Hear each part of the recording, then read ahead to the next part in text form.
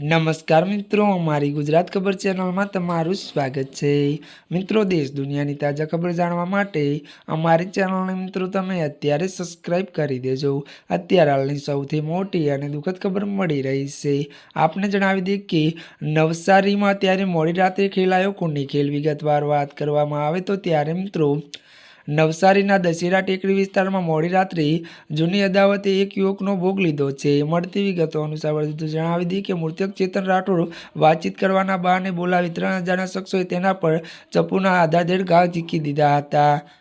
ત્યારે મિત્રો આ હુમલામાં ગંભીર ઇજાઓ થતાં ચેતનનું ઘટના સ્થળે કરુણ મોત નીપજ્યું હતું। તો હત્યા કરી હુમલાખોરોએ અંધારાનો લાભ લઈને ફરાર થઈ ગયા છે। અને મળતી વિગતો અનુસાર વધુ વાત કરવામાં આવે તો જણાવી દઈએ કે પોલીસે ગુનો નોંધી આરોપીને પકડવા માટે અલગ અલગ ટીમો ત્યારે બનાવી ચક્ર ગતિમાન કર્યા છે।